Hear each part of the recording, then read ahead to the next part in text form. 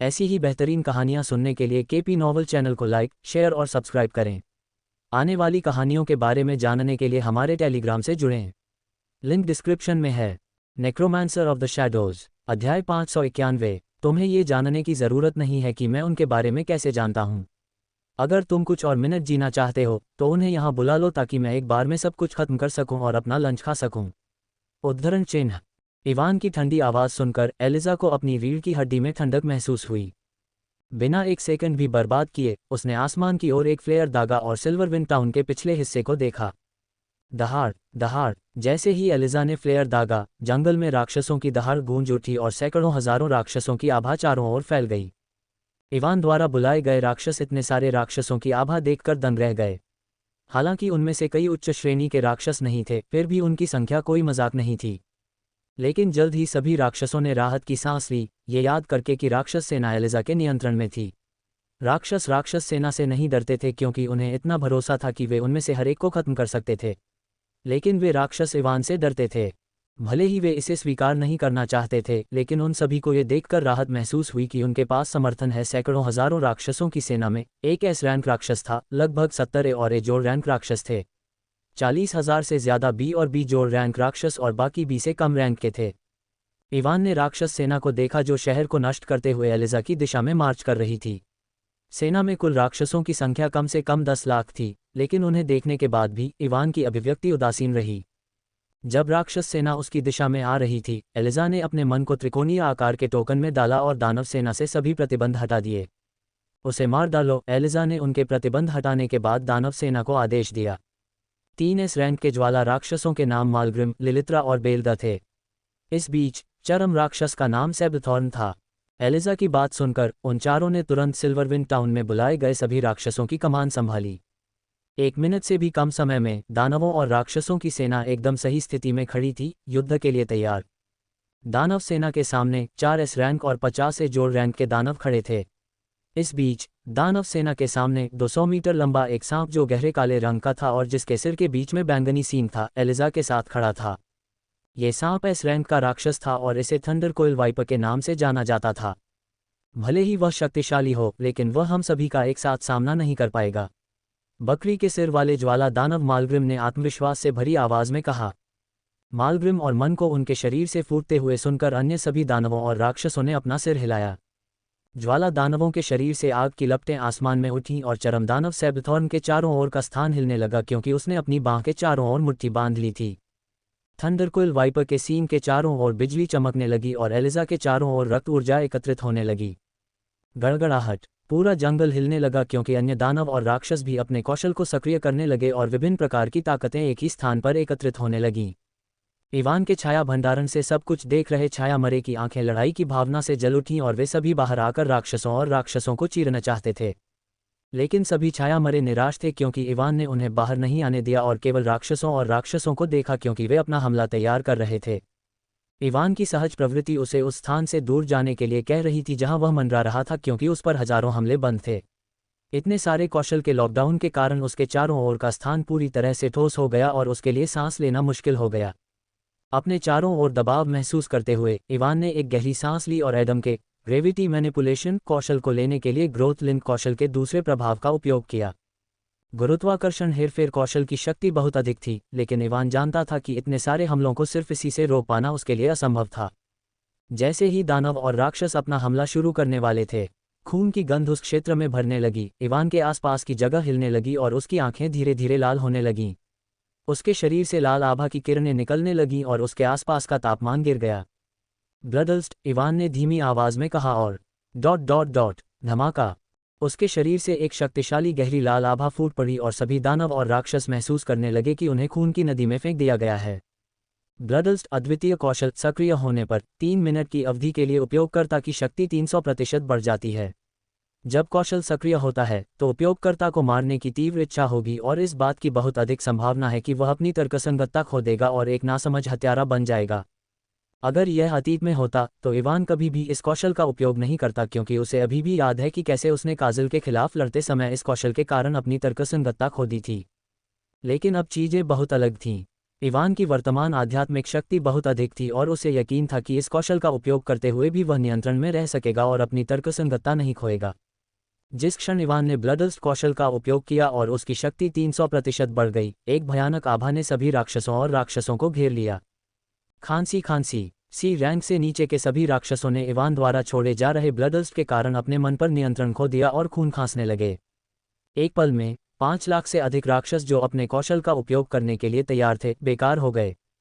यहाँ तक कि उच्च रैंकिंग वाले दानव और राक्षस भी इवान द्वारा छोड़े जा रहे ब्लडलस्ट को अनदेखा करने में मुश्किल महसूस कर रहे थे। आखिर इस इंसान को क्या हो गया है? बेल द बाघ के सिर वाले ज्वाला दानव ने चौंककर भरी आवाज में कहा। भाड़ में जाओ, एक बार जब वह मेरे हाथ में आ जाएगा तो मैं उसके अंगों को चीर डालूंगी। लिलित्रा, ज्वाला दानव जिसके सिर पर मंटिस का सिर था, ने द्वेष से भरी आवाज में कहा और काली आग का एक छोटा सा बिंदु जो सिर्फ आधा सेंटीमीटर बड़ा था, उसके सामने प्रकट हुआ। सभी एक ही समय पर हमला करते हैं, एलिजा चिल्लाया और सभी दानवों और राक्षसों ने एक ही समय पर इवान की ओर अपना हमला शुरू कर दिया। हजारों अलग अलग तरह के हमले एक ही समय पर इवान की ओर हुए। अंतरिक्ष अवरोध जो पहले से ही गठन के कारण कमजोर था, इतने सारे हमलों के दबाव को झेलने में सक्षम नहीं था और आकाश में सैकड़ों स्पिटल दरारें दिखाई दीं। भले ही वह ब्लडलस्ट कौशल का उपयोग कर रहा था जिसने उसकी शक्ति को 300% तक बढ़ा दिया था, इवान को अभी भी अपने शरीर में अकड़न महसूस हुई और आसन्न कयामत की भावना ने उसे घेर लिया। जैसे ही हमले अंतरिक्ष अवरोध को चीरते हुए उसकी ओर आए, इवान को लगा जैसे दुनिया अपने अंत की ओर आ रही है। सभी दानव और राक्षस प्रत्याशा में आकाश की ओर देख रहे थे, इवान की आसन्न मृत्यु की प्रतीक्षा कर रहे थे। लेकिन जैसे ही हमले उस पर पड़ने वाले थे, इवान की ठंडी आवाज पूरे जंगल में गूंज उठी। Crimson wheel. जैसे ही उसकी आवाज गूंजी, इवान आकाश से गायब हो गया और सब कुछ खत्म हो गया। जो हमले उसकी ओर बढ़ रहे थे, वे आगे बढ़ते रहे। राक्षस, दानव और एलिजा इवान को अचानक गायब होते देख दंग रह गए। वे उसे ढूंढने ही वाले थे कि अचानक 100 किलोमीटर से भी ज्यादा के क्षेत्र में एक भयानक गुरुत्वाकर्षण दबाव दिखाई दिया। गड़गड़ाहट। कोई भी गुरुत्वाकर्षण के दबाव को संभाल नहीं पाया और सभी तुरंत घुटनों के बल बैठ गए। धमाका धमाका धमाका। एलिजा और अन्य लोग अचानक दबाव के कारण अभी भी असमंजस की स्थिति में थे, तभी विस्फोटों की आवाज हर जगह गूंज उठी। उस क्षेत्र में लोहे की गंध भर गई और सैकड़ों किलोमीटर के क्षेत्र की जमीन उच्च गुरुत्वाकर्षण के कारण नीचे धंसने लगी। अपनी पूरी ताकत लगाकर एस रैंकर ने बड़ी मुश्किल से अपना सिर उठाया। लेकिन जैसे ही उन्होंने अपना सिर उठाया, उनका दिल ठंडा हो गया और उन्हें लगा कि काश उन्होंने अपना सिर नहीं उठाया होता। क्रिम्सन व्हील अद्वितीय कौशल ब्लड लाइटनिंग को माध्यम के रूप में उपयोग करके उपयोगकर्ता आंशिक रूप से अमूर्त बन सकता है। इस अवस्था में रहते हुए उपयोगकर्ता बाधाओं और हमलों से बच सकता है। यह अवस्था 15 सेकंड तक रहेगी। उपयोगकर्ता के आंशिक रूप से अमूर्त अवस्था में रहने पर कौशल की शक्ति 150% बढ़ जाती है। जब हजारों हमले उस पर होने वाले थे, तब इवान ने ग्रोथ लिंक कौशल के दूसरे प्रभाव का एक बार फिर से उपयोग किया और अलबेलू का अनूठा कौशल प्राप्त किया। जैसे ही उसने क्रिम्सन व्हील कौशल को सक्रिय किया, उसका शरीर आंशिक रूप से अमूर्त हो गया और उसने अपनी ओर आने वाले सभी हमलों को रोक दिया। साथ ही उसके कौशल की शक्ति में 150% की वृद्धि हुई। अब ब्लडलस्ट कौशल के प्रभाव के साथ उसके सभी कौशल में 450% की वृद्धि हो रही थी। दानवों और राक्षसों द्वारा किए गए हमलों को अनदेखा करने के बाद इवान ने फ्लिकर स्टेप्स का उपयोग किया और एक पल में सेना के मध्य में पहुंच गया। चूंकि उसके कौशल सामान्य से 450% अधिक शक्तिशाली थे, इसलिए जब उसने फ्लिकर स्टेप्स का उपयोग किया तो कोई भी उसे हिलते हुए नहीं देख पाया। राक्षसों और दानवों की सेना के ऊपर पहुंचने के बाद इवान ने विश्वसार का उपयोग करके गुरुत्वाकर्षण हेरफेर कौशल को अपनी पूरी शक्ति से सक्रिय किया। गुरुत्वाकर्षण हेरफेर पहले से ही एक बहुत शक्तिशाली कौशल था, लेकिन ब्लडलस्ट और क्रिम्सन व्हील कौशल से बढ़ावा मिलने के बाद इस कौशल ने जो शक्ति दिखाई वह बस राक्षसी थी। जिस क्षण कौशल सक्रिय हुआ, सिल्वरविंड टाउन के आसपास के सैकड़ों किलोमीटर का क्षेत्र नरक में बदल गया। इवान द्वारा गुरुत्वाकर्षण हेरफेर कौशल का उपयोग करते ही जमीन तुरंत ढह गई। सिल्वरविंड टाउन के सभी पत्थर, पेड़ और इमारतें जो उच्च गुरुत्वाकर्षण क्षेत्र के अंदर फंस गए थे, 1 सेकंड से भी कम समय में धूल में बदल गए।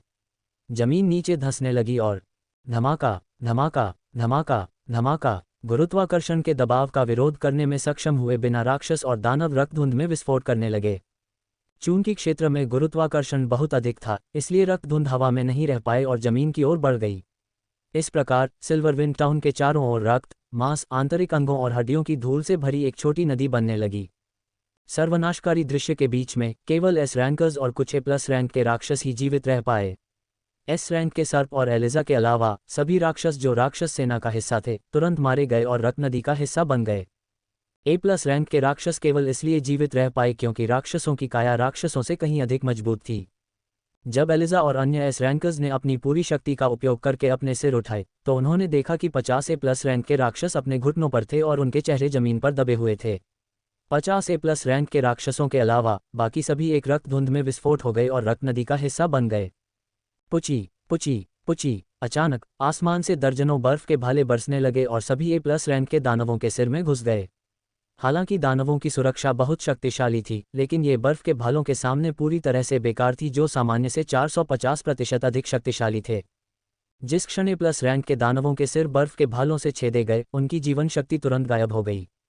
एलियाह और अन्य एस रैंक वालों को अपने सामने नरक जैसा दृश्य देखकर अपनी रीढ़ की हड्डी में ठंडक महसूस हुई। यहाँ तक कि मालग्रिम, लिलित्रा, बेलदर और सैबलथॉर्न जैसे दानवों को भी खून की नदी के बीच में सिर छेदे हुए 50A+ रैंक के दानवों के भयानक दृश्य को देखकर अपने दिल को ठंडा महसूस हुआ। जबकि एलियाह और अन्य लोग इस तरह के दृश्य को देखकर निराशा महसूस कर रहे थे, इवान गहरी सांसें ले रहा था, जैसे वह खून की गंध को पकड़ने की कोशिश कर रहा हो। ब्लडल्स कौशल के दुष्प्रभाव पहले से कहीं अधिक मजबूत थे और अपने चारों ओर खून देखकर यह और भी बदतर हो रहा था। खून देखकर वह बहुत खुश हुआ। उसकी खून की प्यास बहुत तेजी से बढ़ रही थी और वह अपनी खून की प्यास बुझाने के लिए और लोगों को मारना चाहता था। धीरे धीरे वह आसमान से नीचे आया और एलिजा और दूसरे एस रैंकर्स के ठीक ऊपर रुक गया। अब जबकि बाकी सभी मर चुके थे, केवल 4 एस रैंक डेमन, एलिजा और थंडरकोइल वाइपर ही बचे थे। क्रिम्सन व्हील का प्रभाव केवल 15 सेकंड तक ही रह सकता था, इसलिए जब इवान एस रैंकर्स के ऊपर रुका तो उसका शरीर आंशिक रूप से सामान्य हो गया और 150% का बूस्ट गायब हो गया। हालांकि 150% का बूस्ट गायब हो गया, लेकिन ब्लडल्स स्किल अभी भी सक्रिय थी और इवान जो दबाव छोड़ रहा था वह इस दुनिया से बाहर था। जब 6 एस रैंकर्स ने इवान की उपस्थिति को अपने ठीक ऊपर महसूस किया तो उन्होंने भयभीत आंखों से अपना सिर उठाया और उसे देखा। जिस क्षण उन्होंने अपना सिर उठाया, उनकी आंखें इवान की आंखों से मिलीं, जो ब्लडल्स स्किल के प्रभाव के कारण रक्त लाल थीं। उन आंखों में देखते हुए उन सभी 6 लोगों को बस एक ही भावना महसूस हुई, डर। एलिजा ने वहां से भागने के लिए एक एस्केप स्क्रॉल निकाला, लेकिन उसका चेहरा पीला पड़ गया क्योंकि स्क्रॉल काम नहीं कर रहा था। इवान ने अंतरिक्ष को सील करने के लिए सोनिक बैरियर कौशल का उपयोग नहीं किया, लेकिन एलिजा अभी भी भागने में सक्षम नहीं था क्योंकि उच्च गुरुत्वाकर्षण के कारण क्षेत्र के दसियों किलोमीटर का स्थान पूरी तरह से सील था। जब इवान ने एलिजा को एस्केप स्क्रॉल का उपयोग करके भागने की कोशिश करते देखा तो वह मुस्कुराया और अपनी एक उंगली उठाई। जैसे ही उसने सोनिक रेजोनेंस कौशल को सक्रिय किया, उसकी उंगली से ध्वनि कंपन निकलने लगे। आसन्न विनाश की भावना अचानक एलिजा और अन्य लोगों को घेर लेती है। उन्होंने अपने शरीर को हिलाने या अपने कौशल का उपयोग करने की पूरी कोशिश की, लेकिन सब बेकार था। यहाँ तक कि उनके शरीर के अंदर का मैना भी उच्च गुरुत्वाकर्षण के कारण हिलने से मना कर देता है। इवान ने अपना हाथ बढ़ाया और अपनी उंगली से मालग्रिम के बकरी जैसे सिर को थपथपाया, जिससे ध्वनि कंपन निकल रही थी। कृपया मुझे छोड़ दें। मालग्रिम की आंखों में निराशा चमक उठी और उसने इवान से भीख मांगने की कोशिश की, लेकिन इससे पहले कि वह दया की भीख मांग पाता। ... टैप। इवान ने अपनी उंगली उसके बकरी जैसे सिर के बीच में थपथपाए।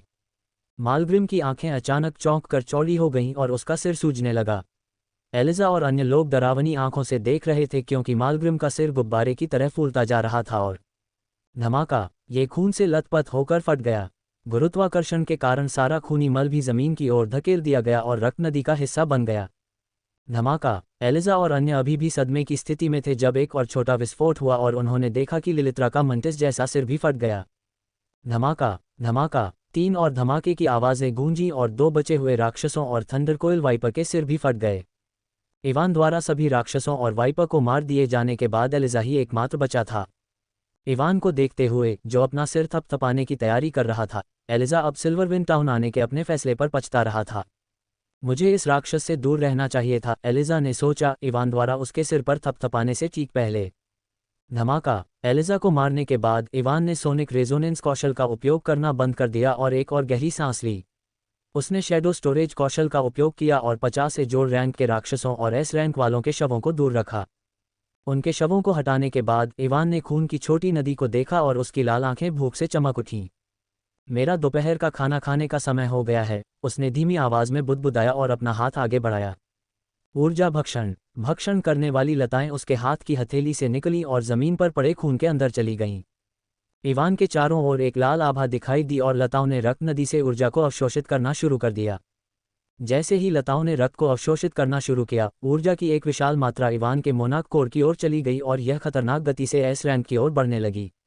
अध्याय 593 जीवन श्रृंखला और एल्ड्रिच गॉब्लिन का सच्चा आतंक भाग 1। एस्ट्रेट सिटी, जल्दी चलो, ये सारी आपूर्तियां शिविरों में ले आओ। अरे तुम भोंगे की गति से काम क्यों कर रहे हो? इन औषधियों को वैन में लोड करो और जल्दी चलो। ये कलाकृतियां लाओ। पूरा एस्ट्रेट सिटी पूरी तरह से अस्त व्यस्त था और शिकारी अपने चेहरे पर गंभीर भाव लिए शहर की दीवारों की ओर बढ़ रहे थे। कुछ ही घंटे पहले हंटर एसोसिएशन ने शहर को पूरी तरह से बंद कर दिया था और सामान्य लोगों को अपने घरों से बाहर निकलने की अनुमति नहीं थी। केवल शिकारी ही इधर उधर घूम रहे थे और वे सभी युद्ध की आपूर्तियों को अग्रिम पंक्ति में लाने में व्यस्त थे। जेफ्री, शहर की दीवारों के पास शिकारियों की तैनाती को संभालो। शहर के दक्षिण पूर्व की ओर प्राथमिकता देना सुनिश्चित करें क्योंकि राक्षस सबसे अधिक संभावना उसी दिशा से आएंगे। सेबेस्टियन संचार चैनल का उपयोग करके सभी शिकारियों को आदेश दे रहा था। अकादमी की व्यवहारिक परीक्षा के दौरान आए एस्टार्ट सिटी के अधिकांश गिल्ड मास्टर्स इस संचार चैनल के माध्यम से जुड़े हुए थे और यह सुनिश्चित कर रहे थे कि सब कुछ सुचारू रूप से आगे बढ़े। एडवर्ड, आप औषधियों के वितरण को संभालें। सभी शिकारियों को पर्याप्त औषधियां दें ताकि वे बिना किसी ब्रेक के कम से कम कुछ घंटों तक लड़ सकें। यदि हमारे पास पर्याप्त आपूर्ति नहीं है तो पूरे शहर से औषधियां खरीदने के लिए किसी को भेजें। जूलियन, आप हथियार आपूर्ति को संभालें। सभी को हथियार देने की पूरी कोशिश करें, भले ही वह निम्न श्रेणी का हथियार ही क्यों न हो। सेबेस्टियन ने संचार समाप्त करने और जल्दी में अपने कार्यालय कक्ष से बाहर निकलने से पहले कुछ और मिनटों तक आदेश देना जारी रखा। पिताजी, क्या स्थिति वास्तव में गंभीर है? वैलेरी ने सेबेस्टियन से कार्यालय से बाहर निकलते ही पूछा। वैलेरी की बात सुनने के बाद भी सेबेस्टियन ने रुककर नहीं देखा और चलते चलते जवाब दिया। नाथन के अनुसार यह एस्ट्रेट सिटी की स्थापना के बाद से अब तक की सबसे कठिन परिस्थिति होगी। सेबेस्टियन की बात सुनकर वैलेरी दंग रह गई और उसकी आंखें अविश्वास में चौड़ी हो गईं। लेकिन जल्द ही वह अपने होश में आ गई जब उसने देखा कि सेबेस्टियन कहीं जा रहा है। तुम कहाँ जा रहे हो? मुझे कहीं जाना है। तुम अन्य शिकारियों की मदद करो ताकि वे यहाँ चीज़ों को व्यवस्थित रख सकें। सेबेस्टियन ने वैलेरी की बात सुनकर कहा और सिल्वर स्टार गिल्ड की इमारत से बाहर निकल गया। गिल्ड बिल्डिंग से बाहर निकलने के बाद वह स्केलेटन ग्रेवयार्ड डेंगॉन की ओर उड़ गया जहां एलिसिया और अल्बेलू अन्य शैडो अनडेड के साथ थे। उन्होंने बहुत पहले ही पूरे डेंगॉन की खोज कर ली थी और आश्चर्यजनक रूप से इसके अंदर खंडहर भी पाए। एलिसिया और अन्य शैडो अनडेड बहुत पहले ही खंडहरों को साफ कर सकते थे, लेकिन उन्होंने ऐसा नहीं किया क्योंकि अगर उन्होंने खंडहरों को साफ किया होता तो उन्हें डेंगॉन छोड़ने के लिए मजबूर होना पड़ता और यह उनके लिए अच्छा नहीं होता। अगर वे खंडहरों को साफ करके अचानक कालकोठरी के बाहर आ जाते तो शहर के अंदर इतने सारे राक्षसों के अचानक प्रकट होने के कारण पूरा शहर अराजकता में डूब जाता। जब इवान ने उन छाया मरे हुओं को कालकोठरी में छोड़ा था तो सेबेस्टियन ने विशेष रूप से उनसे अनुरोध किया कि वे उन्हें कालकोठरी से बाहर न जाने के लिए कहें जब तक कि कोई आपात स्थिति न हो।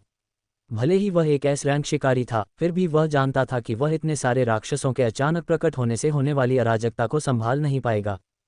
लगभग 1 घंटे तक उड़ान भरने के बाद सेबेस्टियन आखिरकार कंकाल कब्रिस्तान कालकोठरी में पहुंच गया। इवान द्वारा कंकाल कब्रिस्तान कालकोठरी के अंदर अपने छाया मरे हुओं को छोड़ने के बाद सेबेस्टियन ने कालकोठरी के सभी गार्डों को कालकोठरी पोर्टल से दूर रहने का आदेश दिया, इसलिए जब वह कालकोठरी पोर्टल के सामने उतरा तो उसके आसपास कोई गार्ड नहीं था। सुप नीच, सेबेस्टियन अभी उतरा ही था कि उसने अचानक एक घमंडी आवाज़ सुनी।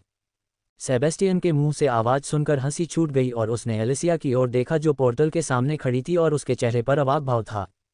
मैं उसके चेहरे पर मुक्का मारना चाहता हूँ, सेबेस्टियन ने एलिसिया को देखकर मन ही मन सोचा। लेकिन उसने जल्द ही अपना सिर हिलाया और गहरी सांस ली। मेरे पास उस पर समय बर्बाद करने के लिए समय नहीं है। तुम्हें पता है कि मैं यहाँ क्यों हूँ, है ना? सेबेस्टियन ने सीधे पूछा। हाँ, हमें पहले ही मास्टर से आदेश मिल चुका है। एलिसिया ने सेबेस्टियन की बात सुनकर अपना सिर हिलाया। तो मुझे उन्हें कब बाहर लाना चाहिए? अगर हमारी गणना सही है तो राक्षस सेना 24 घंटे से भी कम समय में यहाँ पहुँच जाएगी, सेबेस्टियन ने एलिसिया की बात सुनने के बाद गंभीर स्वर में कहा। मुझे आप सभी को अन्य शिकारियों से मिलवाना है ताकि हम सभी एक साथ काम कर सकें, इसलिए ये सबसे अच्छा होगा कि आप सभी अभी मेरे साथ आएं। सेबेस्टियन की बात सुनने के बाद एलिसिया ने एक पल सोचा और फिर अपना सिर हिलाया। 5 मिनट रुको, मैं उन्हें बुलाऊंगी, उसने कहा और कालकोठरी के अंदर चली गई। 5 मिनट बाद कालकोठरी का द्वार चमक उठा और एलिसिया और अल्बेलू लगभग 200 ए+ रैंक शैडो मरे हुए लोगों के साथ वहां दिखाई दिए। हालांकि उसे पहले से ही इसकी उम्मीद थी, सेबेस्टियन इतने सारे ए+ रैंक राक्षसों को देखकर थोड़ा हैरान था। उसने अपने तेज दिल को शांत करने के लिए एक गहरी सांस ली और एलिसिया की ओर सिर हिलाया। चलो बाकी लोगों को लाने के लिए दूसरे कालकोठरी में चलते हैं। जरूर, एलिसिया ने कहा और सेबेस्टियन के साथ चली गई। अल्बेलू और दूसरे शैडो मरे हुए लोग उनके साथ नहीं गए क्योंकि अगर सैकड़ों राक्षस अचानक शहर के अंदर उड़ने लगे तो पूरा शहर अराजकता की स्थिति में आ जाएगा। सेबेस्टियन के साथ उड़ते समय एलिसिया ने अपने स्टोरेज रिंग के अंदर देखा। उसके स्टोरेज रिंग के अंदर एक काली किताब थी जिसके ऊपर एक कंकाल की खोपड़ी उकेरी गई थी। उसे यह किताब स्केलेटन ग्रेवयार्ड कालकोठरी के खंडहरों को साफ करने के बाद मिली थी अभी अभी।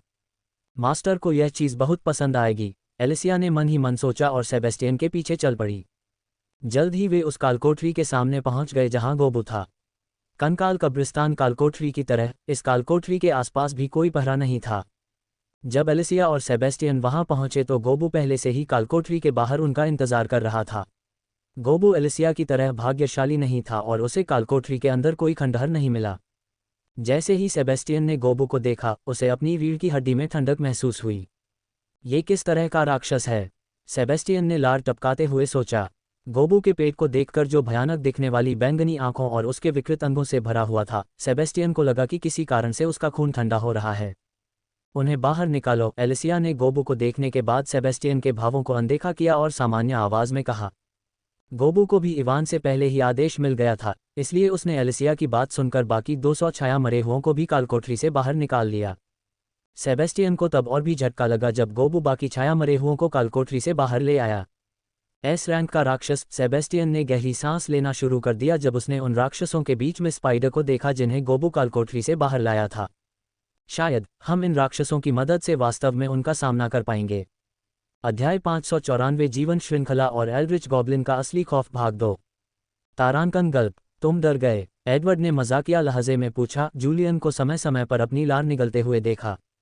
डर गए? मैं क्यों डरूंगा? अगर तुम डरे नहीं हो तो उन्हें देखना बंद करो और अपने सामने ध्यान केंद्रित करो। मैं उन्हें नहीं देख रहा हूं, जूलियन ने एडवर्ड को सुनकर गंभीर स्वर में कहा। मैं बस उन पर नजर रख रहा हूं ताकि वे कुछ भी संदिग्ध न कर पाएं। एडवर्ड ने जूलियन की बात सुनकर अपना सिर हिलाया और उसे परेशान करना बंद कर दिया। उसने शहर की दीवार के सामने देखा और अंदर ही अंदर आह भरी। आशा करते हैं कि सब ठीक हो। क्या तुम सब तैयार हो? हमारे स्काउट्स ने हमें अभी अभी सूचित किया है कि राक्षस सेना आधे घंटे में यहां पहुंच जाएगी। सेबेस्टियन शहर की दीवारों के सामने उतरा और एलिसिया से पूछा जो छाया मरे हुओं के नेतृत्व में खड़ी थी। क्या तुम्हें नहीं लगता कि यह सवाल हमसे नहीं बल्कि उनसे पूछा जाना चाहिए? एलिसिया ने पीछे देखते हुए सपाट स्वर में कहा। वहां मौजूद ज्यादातर शिकारी उन्हें सावधानी से देख रहे थे और उनमें से कुछ तो दुश्मनी भी दिखा रहे थे। सेबेस्टियन ने ये देखकर अपनी कनपटी रगड़ी। वह अच्छी तरह जानता था कि शिकारी क्या सोच रहे हैं, लेकिन फिर भी वह उन्हें मन ही मन कोसने से खुद को नहीं रोक पाया। उनकी चिंता मत करो। हालांकि मैं जानता हूं कि उनका व्यवहार अच्छा नहीं है, लेकिन मैं तुम्हें भरोसा दिला सकता हूं कि वे तुम्हें किसी भी तरह से नुकसान पहुंचाने की कोशिश नहीं करेंगे। सेबेस्टियन ने एक पल बाद कहा। हमें नुकसान पहुंचाने की कोशिश नहीं करेंगे।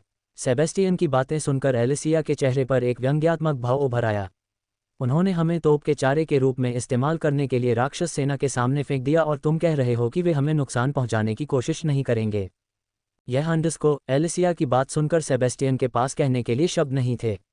इससे पहले उसने शिकारियों को यह समझाने की कोशिश की थी कि उन्हें सभी को एक साथ मिलकर काम करना चाहिए, लेकिन शिकारियों को डर था कि छाया मरे हुए लोग लड़ाई के बीच में उन पर हमला कर देंगे और उन्होंने उन्हें अग्रिम पंक्ति में रखने का सुझाव दिया।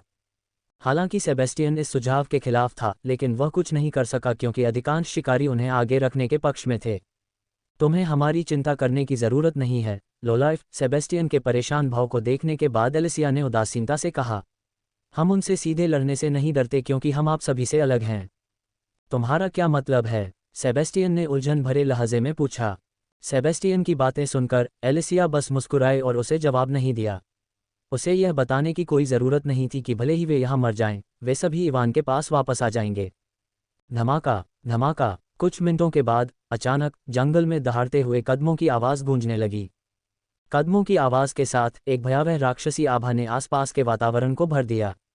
अधिकांश निम्न स्तर के शिकारियों को दूर से आ रही भयावह आभा को महसूस करते हुए अपनी रीढ़ की हड्डी में ठंडक महसूस हुई। वापस जाओ और उन्हें संभालो, एलिसिया ने सेबेस्टियन से कहा, जो भयावह आभा को महसूस कर रहा था। आभा? सेबेस्टियन एलिसिया की बात सुनकर एक पल के लिए झिझका, लेकिन शक्तिशाली राक्षसी आभा के कारण कांप रहे निम्न स्तर के शिकारियों को देखकर वह उनकी ओर पीछे हट गया। सेबेस्टियन के जाने के बाद एलिसिया ने मिस स्पाइडर से कहा, बहन स्पाइडर, तुम शुरू कर सकती हो। एलिसिया की बात सुनकर मिस स्पाइडर, जो छाया मरे सेना के पिछले छोर पर थी, उसने अपनी 8 बैंगनी आंखें बंद कर लीं। जैसे ही उसने अपनी आंखें बंद की, उसका शरीर चमकने लगा और उसके शरीर से एक गहरी हरी आभा निकली, जिसने सभी 400 छाया मरे को ढक लिया। लाइफ चेन, मिस स्पाइडर ने कहा, और सभी छाया मरे को लगा जैसे वे सभी अब एक दूसरे से जुड़ गए हैं। लाइफ चेन वही कौशल था जिसका इस्तेमाल मिस स्पाइडर ने इवान के खिलाफ लड़ते समय किया था। अब सभी छाया मरे एक दूसरे से जुड़ गए थे और उन्हें जो भी नुकसान होगा वह आपस में बराबर बराबर बांट लिया जाएगा। मिस स्पाइडर द्वारा लाइफ चेन का उपयोग करने के बाद एलिसिया ने अपना एक हाथ आसमान की ओर उठाया और उस कौशल का उपयोग किया जो उसे A+ रैंक के शिखर पर पहुंचने के बाद प्राप्त हुआ था। चमकदार संरक्षक। एलिसिया के हाथ से एक चमकदार सफ़ेद रोशनी निकली और सभी छाया मरे हुए प्राणियों को ढक लिया।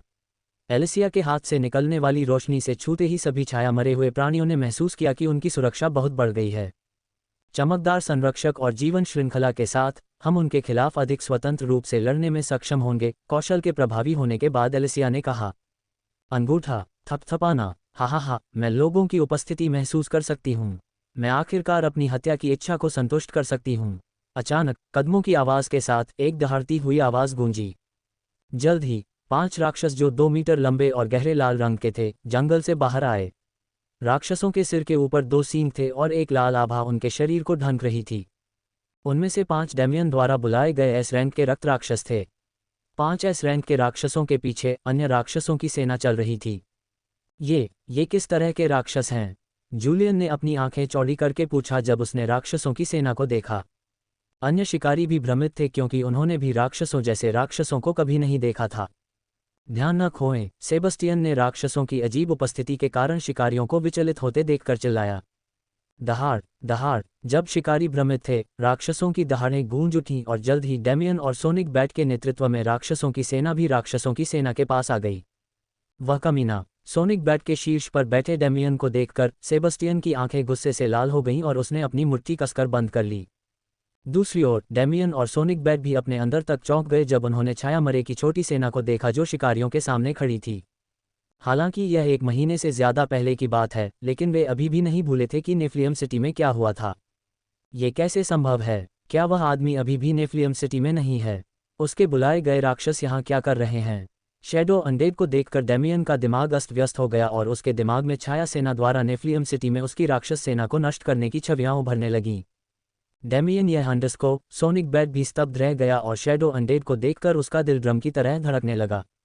जब शैडो अनडेड को देखकर उनके दिमाग में उथल पुथल मचने लगी तो डेमियन ने अचानक कुछ नोटिस किया।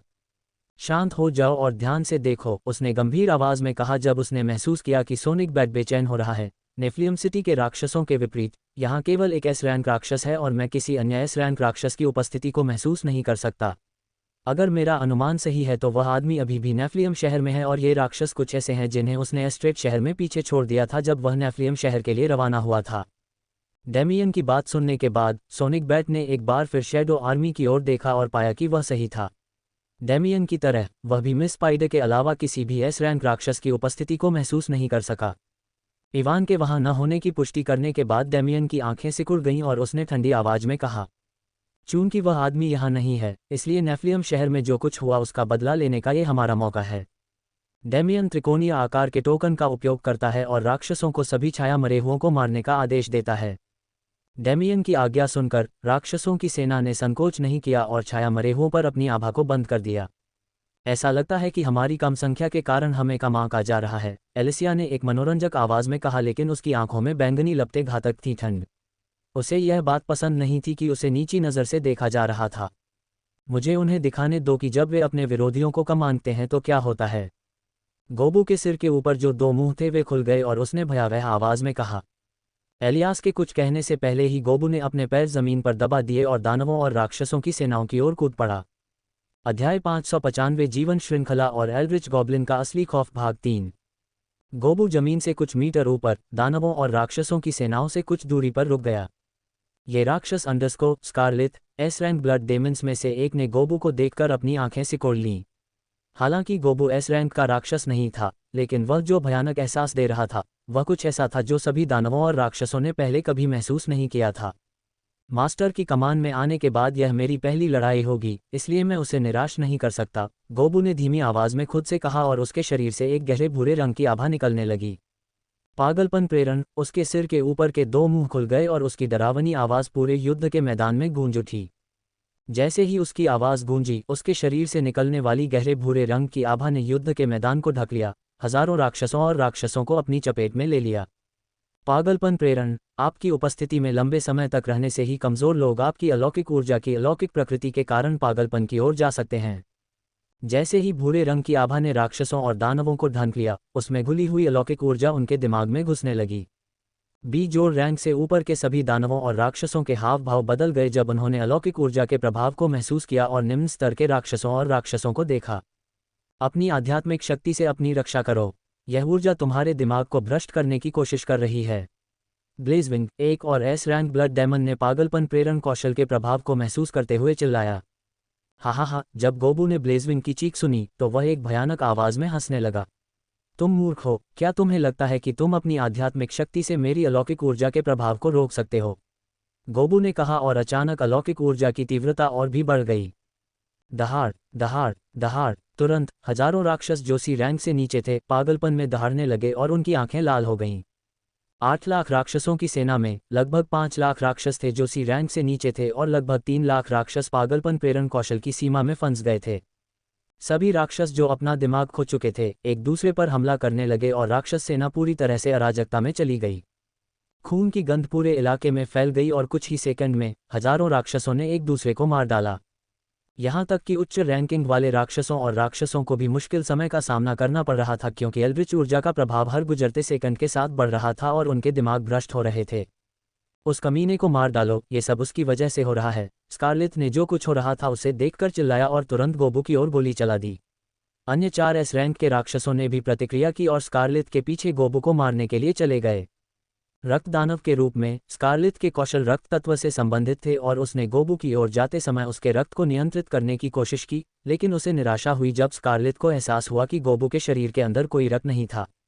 अरे, वह किस तरह का राक्षस है? स्कारलेट ने शाप दिया जब उसे एहसास हुआ कि गोबू के शरीर के अंदर कोई रक्त नहीं था और उसने अपने कौशल का उपयोग करके उसके चारों ओर रक्त ऊर्जा एकत्र की। अन्य 4 एस रैंक के दानवों ने भी अपने चारों ओर रक्त ऊर्जा एकत्र की और वे सभी 5 एक पल में गोबू के सामने पहुंच गए। उन्होंने जो भी रक्त ऊर्जा एकत्र की थी वह उनकी मुट्ठियों के चारों ओर इकट्ठी हो गई और उन्होंने एक ही समय में गोबू पर मुक्का मारा, जिसका उद्देश्य उसके शरीर को पूरी ताकत से उड़ा देना था। गोबू को अपनी ओर आते 5 हमलों को देखकर डर नहीं लगा। उसकी पीठ से निकलने वाली 6 विकृत भुजाएं हिल गईं और उसने अपनी विकृत भुजाओं से रक्त दानवों की मुट्ठियों को पकड़ने की कोशिश की। मूर्ख, स्कारलेट और अन्य दानवों ने गोबू को अपनी विकृत भुजाओं से उनकी मुट्ठियां पकड़ने की कोशिश करते हुए देखकर उपहास किया। लेकिन जब गोबू ने बिना किसी नुकसान के अपनी 6 विकृत भुजाओं से उनकी मुट्ठियां पकड़ी तो उनकी आंखें लगभग बाहर निकल आईं। जीवन श्रृंखला और चमकदार संरक्षक कौशल के कारण गोबू को उनके हमलों से जो नुकसान हुआ वह वास्तव में नगण्य था। साथ ही इन 2 कौशलों के अलावा गोबू के पास उसका निष्क्रिय कौशल लचीलापन भी था।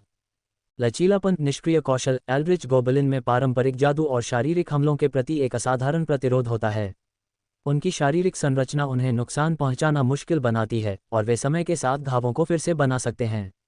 यह उन्हें शारीरिक और जादुई क्षति के खिलाफ 10% प्रतिरोध भी प्रदान करता है। जबकि स्कारलेट और अन्य राक्षस अभी भी ये देखकर हैरान थे कि गोबू ने बिना किसी नुकसान के उनके हमलों को रोक दिया। गोबू ने अपना सिर आगे की ओर धकेला और अपने सिर के ऊपर के 2 मुन्नों से ब्लेजविंग की दोनों आंखें काट लीं। आह! ब्लेजविंग दर्द से चिल्लाया जब गोबू ने उसकी दोनों आंखें खा लीं और उससे दूर जाने की कोशिश की। तुम कहाँ जा रहे हो? लेकिन इससे पहले कि ब्लेजविंग पीछे हट पाता, गोबू ने उसकी मुट्ठी पर अपनी पकड़ मजबूत कर ली और उसने उसे छाया सेना की ओर फेंक दिया। स्कारलेट और अन्य 3 एस रैंक के राक्षसों ने इस क्षण का उपयोग गोबू की पकड़ से मुक्त होने के लिए किया और जल्दी से पीछे हट गए। पीछे हटने के बाद जब उन्होंने उस दिशा में देखा जहां गोबू ने ब्लेजविंग को फेंका था तो उन्होंने देखा कि खून से लथपथ एक काले भेड़िए ने अपने तीखे पंजे से ब्लेजविंग के सिर को छेद दिया था और उसकी जीवन आभा पूरी तरह से गायब हो गई थी। दहाड़ दहाड़ दहाड़, राक्षसों की दहाड़ भी लगातार बढ़ती जा रही थी क्योंकि अधिक से अधिक राक्षस पागलपन प्रेरण से प्रभावित हो रहे थे। अब सी रैंक के राक्षस भी एल्ड्रिच ऊर्जा के प्रभाव के कारण अपना दिमाग खोने लगे। राक्षस सेना में जो कुछ हो रहा था उसे देखकर सभी शिकारी जो सब कुछ देख रहे थे वे अंदर तक चौंक गए। उन्हें विश्वास नहीं हो रहा था कि सिर्फ एक जोड़ रैंक के राक्षस ने राक्षस सेना के अंदर इतने बड़े पैमाने पर अराजकता फैला दी। और जैसे कि यह पर्याप्त नहीं था, छाया मरे हुए लोगों ने एक एस रैंक के दानव को भी इतनी जल्दी मार डाला।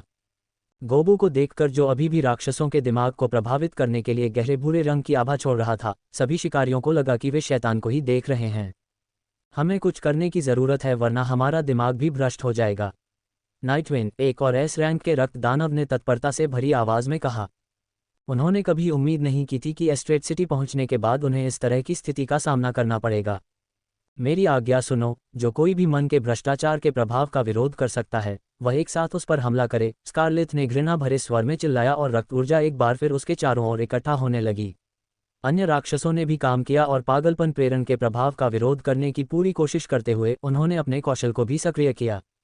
डेमियन, सोनिक बैट और अन्य उच्च रैंकिंग वाले राक्षस भी पीछे नहीं रहे और उन्होंने भी अपने कौशल को सक्रिय किया। ये देखकर कि वे सभी अपने सबसे मजबूत हमलों को शुरू करने की योजना बना रहे थे, गोबू भयावह रूप से हंसा और उसने भी अपने सबसे मजबूत कौशल का इस्तेमाल किया। एल्ड्रिच हॉरर डायमेंशनल रिफ्ट, उसने एक डरावनी आवाज में कहा, और एक गहरे भूरे रंग का पोर्टल जो एल्ड्रिच ऊर्जा से भरा हुआ था, उसके सामने खुल गया। अध्याय 596 युद्ध का अंत, भाग 1। एल्ड्रिच हॉरर डायमेंशनल रिफ्ट अद्वितीय कौशल। एल्ड्रिच ऊर्जा का उपयोग करके आप अस्तित्व के अन्य विमानों के लिए एक छोटी सी दरार खोल सकते हैं, जिससे आप 30 मिनट के लिए एक एल्ड्रिच हॉरर को बुला सकते हैं। एल्ड्रिच हॉरर डायमेंशनल रिफ्ट अत्यधिक अस्थिर है और एल्ड्रिच गोब्लिन के लिए भी खतरनाक हो सकता है। शांत होने का समय 4 घंटे। जैसे ही एल्ड्रिच ऊर्जा से भरा गहरा भूरा पोर्टल युद्ध के मैदान के बीच में खुला, पागलपन प्रेरण कौशल का प्रभाव बहुत बढ़ गया। अब सी जोर रैंक के राक्षस भी अपना दिमाग खोने लगे। पोर्टल से भयानक दिल दहला देने वाली आवाज़ें आने लगीं। जब लोगों ने पोर्टल से आने वाली भयानक आवाज़ें सुनी, तो शिकारियों सहित सभी को अपनी रीढ़ की हड्डी में ठंडक महसूस हुई। बी जोर रैंक के अधिकांश दानव और राक्षस आवाज़ें सुनकर पूरी तरह से जम गए और वे कौशल जो वे गोबू के खिलाफ इस्तेमाल करने की तैयारी कर रहे थे, रद्द कर दिए गए। यहाँ तक कि ए रैंक के राक्षसों और दैत्यों के शरीर भी कांप रहे थे और वे मुश्किल से अपना संयम बनाए रख पा रहे थे। डरो मत, जब तक हम उस लानत राक्षस को मार देंगे तब तक हम ठीक रहेंगे, स्कारलेथ ने खून से लथपथ आंखों से चिल्लाते हुए देखा कि कई राक्षस डर से जम गए थे। हमला करो, नाइटविंड ने दहाड़ लगाई जब अधिकांश राक्षसों और दैत्यों के हमले तैयार थे और उन सभी ने एक ही समय में गोबू की ओर अपने हमले शुरू कर दिए। जैसे ही राक्षसों और दैत्यों द्वारा किए गए सभी हमले गोबू की ओर बढ़े, उसके सामने गहरे भूरे रंग का पोर्टल हिलने लगा। पूरे युद्ध क्षेत्र में एक अजीब सी आवाज़ गूंजी और पोर्टल के अंदर सैकड़ों गहरी हरी आंखें खुल गईं। पोर्टल का आकार अचानक बढ़ गया और अगले ही सेकंड एक राक्षस जो स्टारफिश जैसा था उसमें से निकला। राक्षस 20 मीटर लंबा था और उसके पूरे शरीर पर सैकड़ों गहरी हरी आंखें थीं। एल्ड्रिच एनर्जी उसके हल्के नीले शरीर के चारों ओर चक्कर लगा रही थी और वह एक भयानक आभा छोड़ रही थी। बाहर आने के बाद जब स्टारफिश टाइप एल्ड्रिच हॉरर ने सैकड़ों हमलों को अपनी ओर आते देखा, तो उसकी सैकड़ों आंखें चमक उठीं और एल्ड्रिच एनर्जी से बनी एक ढाल उसके सामने आ गई। सैकड़ों हमले ढाल पर गिरे, लेकिन दानवों और राक्षसों के आश्चर्य के लिए अधिकांश हमले एल्ड्रिच एनर्जी द्वारा निगल लिए गए। सभी एस रैंकर्स और कुछ ए जोर रैंकर्स के हमले ढाल से होकर गुजर गए, लेकिन उनकी शक्ति बहुत कम हो गई। एल्ड्रिच हॉरर ने अपने लचीले टेंटेकल्स को अंगों की तरह लहराया और ढाल से होकर गुजरने वाले हमलों को नष्ट कर दिया। हमलों को नष्ट करने पर एल्ड्रिच हॉरर के कुछ अंग उड़ गए, लेकिन वे तुरंत फिर से बनने लगे। यह क्या चीज़ है? स्कारलेथ ने चौंकते हुए पूछा और अवचेतन रूप से एक कदम पीछे हट गया जब एल्ड्रिच हॉरर ने उसकी दिशा में देखा। उन्हें मार डालो, गोबू ने दानवों और राक्षसों के हैरान करने वाले हाव भाव की परवाह नहीं की और एल्ड्रिच हॉरर से कहा। गोबू का आदेश सुनकर एल्ड्रिच हॉरर तुरंत स्कारलेथ और नाइटविंड की ओर बढ़ गया। लानत है, स्कारलेथ और नाइटविंड दोनों को एल्ड्रिच हॉरर से निकलने वाली एल्ड्रिच ऊर्जा के कारण घुटन महसूस हुई और उन्होंने वापस लड़ने की पूरी कोशिश की। शेष 2 एस रैंक के दानव स्कारलेथ और नाइटविंड की मदद करना चाहते थे, लेकिन इससे पहले कि वे उनकी ओर बढ़ पाते, एलिसिया और अल्बेलू उनके सामने आ गए। उनमें से हर एक का वध करो, एलिसिया की आवाज़ पूरे युद्ध के मैदान में गूंज उठी और अन्य छाया मरे हुए भी राक्षस और दानव सेना की ओर बढ़ गए। हालांकि ब्लड डेमन लावा डेमन जनजाति की तरह सबसे मजबूत डेमन जनजातियों में से एक नहीं है, फिर भी वे अन्य डेमन जनजातियों के बीच काफ़ी मजबूत हैं। अधिकांश जीवित जीवों के शरीर में रक्त होता है और रक्त दानव अपने दुश्मनों पर अत्यधिक दबाव डालने के लिए रक्त को नियंत्रित कर सकते हैं। लेकिन उनके लिए वर्तमान समस्या ये थी कि किसी भी छाया मरे हुए व्यक्ति के शरीर में रक्त नहीं था। एक तरह से छाया मरे हुए व्यक्ति उनके प्राकृतिक दुश्मन थे। अधिकांश दानव युद्ध के मैदान को ढकने वाले रक्त का उपयोग छाया मरे हुए लोगों के विरुद्ध लड़ने के लिए कर रहे थे, लेकिन युद्ध के मैदान को ढकने वाले रक्त की मदद से भी उनके लिए उन छाया मरे हुए लोगों के विरुद्ध लड़ना आसान नहीं था जो जीवन श्रृंखला कौशल के माध्यम से जुड़े हुए थे और चमकदार संरक्षक कौशल के कारण उनकी रक्षा बढ़ गई थी। हालांकि एलिसिया और अल्बेलू A+ रैंक पर थे, फिर भी वे 2S रैंक के रक्त दानवों के विरुद्ध बराबरी पर लड़ रहे थे और यहाँ तक कि उन्हें थोड़ा लाभ भी था। एल्ड्रिच हॉरर और भी अधिक शक्तिशाली था और स्कारलेट और नाइटविंग को इसके विरुद्ध लड़ने में कठिनाई हो रही थी। अन्य छाया मरे हुए लोगों ने भी अन्य दानवों और राक्षसों के विरुद्ध अपनी लड़ाई शुरू कर दी। अधिकांश राक्षस जो B जोड़ रैंक से नीचे थे, वे पागलपन प्रेरण कौशल के कारण पहले से ही अपना दिमाग खो चुके थे और एक दूसरे को मार रहे थे, इसलिए छाया मरे हुए लोगों को केवल उन दानवों और राक्षसों के विरुद्ध लड़ना पड़ा जो B जोड़ रैंक और उससे ऊपर थे। हालांकि ज्यादातर राक्षसों ने अपना दिमाग खो दिया और राक्षस और दानव सेना का आकार बहुत कम हो गया, फिर भी उनकी संख्या छोटी छाया सेना से कहीं ज्यादा थी। सिर्फ B जोड़ रैंक के राक्षसों की संख्या 12,000 के आसपास थी, जिसमें B जोड़ रैंक के राक्षसों की संख्या भी शामिल नहीं थी, इसलिए छोटी छाया सेना उनके खिलाफ लड़ते समय नुकसान में थी। इसके अलावा सोनिक बैट और डेमियन अभी भी वहां थे और लगातार उन छाया मरे हुओं पर हमला कर रहे थे जो राक्षस सेना के खिलाफ लड़ रहे थे। लानत है, ये काले राक्षस नेफिलियम शहर में हमारे सामने आए राक्षसों से भी ज्यादा परेशान करने वाले हैं, सोनिक बैट ने अपने कौशल का उपयोग करके छाया मरे हुओं पर हमला करते हुए शाप दिया। स्विश! अचानक एक मकड़ी का जाला अंतरिक्ष को चीरता हुआ सोनिक बैट के सामने आ गया और उसके दोनों पंखों को बांध दिया। सोनिक बैट तब अचंभित रह गया जब उसके दोनों पंख मकड़ी के जाले से बंधे हुए थे और वह आसमान से नीचे गिरने लगा। उसके शरीर से सोनिक कंपन निकलने लगे और उसके पंखों को बांधने वाले मकड़ी के जाले घुलने लगे, लेकिन इससे पहले कि वह मकड़ी के जाले को पूरी तरह से घुला पाती, मिस स्पाइडर ने उस पर और जाले फेंके और उसे आसमान से जमीन पर घसीट लिया। डेमियन सोनिक स्पाइडर की मदद करने के लिए उसकी ओर बढ़ने ही वाला था, लेकिन अचानक उसके आसपास का तापमान आसमान छूने लगा। मैं आखिरकार तुम्हें मार सकता हूँ, कमीने! सेबस्टियन डेमियन के सामने आया और अपनी आग से ढकी हुई बड़ी तलवार से उस पर वार किया। सेबस्टियन के हमले के कारण डेमियन को पीछे हटना पड़ा और वह मकड़ी के जाले में फंसे सोनिक बैट की मदद नहीं कर पाया। जूलियन, एडवर्ड, जेफरी और दूसरे शिकारियों ने भी कार्रवाई की और राक्षसों और दानवों पर हमला करना शुरू कर दिया। एक पल में राक्षसों और दानवों ने खुद को शिकारियों के हमलों के कारण बहुत नुकसान में पाया। हर गुजरते सेकंड के साथ लड़ाई और भी खूनी होती गई, राक्षस, दानव और शिकारी हर जगह मर रहे थे। कुछ मिनटों के बाद अचानक युद्ध के मैदान में अलौकिक आतंक की भयानक आवाज़ गूंज उठी। सभी शिकारी और राक्षस आवाज़ की दिशा में देखने लगे, और जब उन्होंने देखा कि वहाँ क्या हो रहा है, तो उन सभी को अपनी रीढ़ की हड्डी में ठंडक महसूस हुई। अलौकिक आतंक का मुंह, जो तीखे नुकीले दांतों से भरा था, चौड़ा खुला हुआ था और वह नाइटविंग के शरीर को कुतर रहा था। अध्याय 597 युद्ध का अंत भाग 2। बूम बूम धमाका!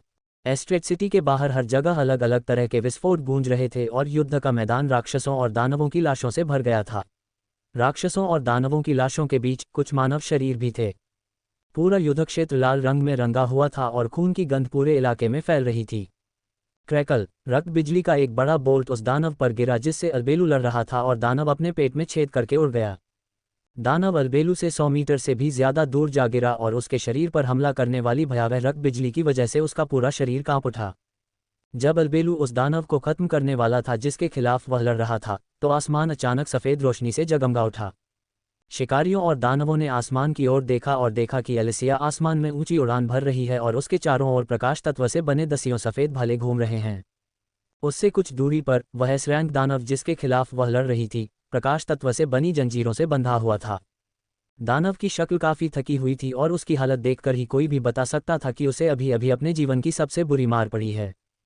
जाओ! दानव की थकी हुई हालत की परवाह किए बिना एलिसिया ने अपने हाथ से वार किया। जैसे ही उसने वार किया, उसके चारों ओर चक्कर लगा रहे सभी प्रकाश भाले जंजीरों में जकड़े दानव की ओर मिसाइलों की तरह फट पड़े। जब रक्त दानव ने अपनी ओर दसियों प्रकाश भालों को आते देखा, तो उसके शरीर में आसन विनाश की भावना ने उसे घेर लिया। उसकी सहज प्रवृत्ति उसे चिल्ला रही थी कि वह मरने वाला है। और जब दानव को एहसास हुआ कि वह मरने वाला है, तो उसे काफी राहत महसूस हुई। एलिसिया ने उसे जो मारा वह उसके नाजुक दिल के लिए बहुत कठोर था और उसका दिमाग पहले से ही इतना टूट चुका था कि उसे ठीक नहीं किया जा सकता था। पुची पुची! खून हवा में उछल पड़ा और भाले एस-रैंक डेमन के शरीर में घुस गए और उसकी जान चली गई। एलिसिया को एस-रैंक डेमन को मारते देख, जिसके खिलाफ वह लड़ रही थी, अल्बेलू जोर से चिल्लाया। खून की बिजली से बना एक छोटा भाला उस डेमन के सामने बना जिसे उसने पहले उड़ाया था और उसके दिल में घुस गया, जिससे उसकी भी जान चली गई। अपने विरोधियों को मारने के बाद एलिसिया और अल्बेलू ने युद्ध के मैदान को देखा। लड़ाई शुरू हुए 2 घंटे हो चुके थे। एल्ड्रिच हॉरर गोबू ने पहले ही गायब कर दिया था क्योंकि वह इसे केवल 30 मिनट के लिए बुला सकता था। एल्ड्रिच हॉरर के गायब होने से पहले इसने स्कारलेट को गंभीर रूप से घायल कर दिया और बाद में गोबू ने बिना ज़्यादा मेहनत किए उसे खत्म कर दिया। स्कारलेट को मारने के बाद गोबू मिस स्पाइडर की मदद करने गया और वे दोनों वर्तमान में सोनिक बैट के खिलाफ लड़ रहे थे। सोनिक बैट ने पहले ही अपने दोनों पंख खो दिए थे और उसका शरीर चोटों से भरा हुआ था। डेमियन सेबेस्टियन के खिलाफ लड़ रहा था और वे दोनों कुछ हद तक घायल थे। सेबेस्टियन ने डेमियन के खिलाफ लड़ते हुए कहा, लगता है कि आज तुम यहीं मरने वाले हो। डेमियन ने जवाब नहीं दिया और अपने चेहरे पर भारी भाव के साथ युद्ध के मैदान की स्थिति को देखा। सभी एस रैंक के दानव पहले ही मर चुके थे।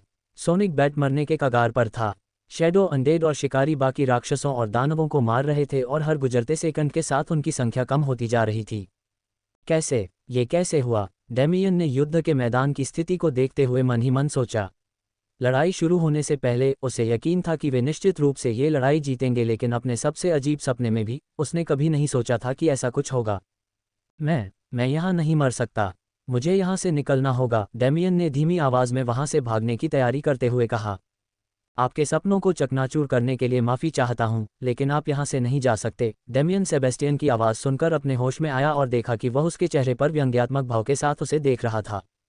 क्या धमाका! इससे पहले कि डेमियन पूछ पाता कि उसका क्या मतलब है, एक तेज़ आवाज़ पूरे युद्ध के मैदान में गूंज उठी और आसपास का इलाका जगमगा उठा। डेमियन को लगा कि कुछ शक्तिशाली चीज़ ने उसे मारा है, इससे पहले कि वह अस्तित्व से गायब हो जाए। सेबेस्टियन ने उस जगह को देखा जहां डेमियन कुछ पल पहले था और उसने गहरी सांस ली। वह कुछ सेकंड के लिए वहां रुका और जल्द ही बाकी राक्षसों को साफ करने के लिए आसमान से नीचे उतरा। मनतोपे दुनिया में कचरा साफ करने के लिए सबसे अच्छी चीज़ है, उसने बड़बड़ाया और बीजोड़ रैंक के राक्षसों के समूह के बीच में उतरा। स्विश! जैसे ही वह उतरा, उसके शरीर से नीली लपटें फूट पड़ीं और बीजोड़ रैंक के राक्षसों का समूह राख में बदल गया। डेमियन की मौत के कुछ मिनट बाद गोबू और मिस स्पाइडर ने सोनिक बैट को मार डाला। सोनिक बैट की मौत के साथ राक्षसों के सभी एस रैंकर्स मर गए। डेमियन की मौत के कारण उसके और राक्षसों के बीच का अनुबंध रद्द कर दिया गया और युद्ध के मैदान की परवाह किए बिना अधिकांश राक्षस जो अभी भी जीवित थे वहां से भागने लगे।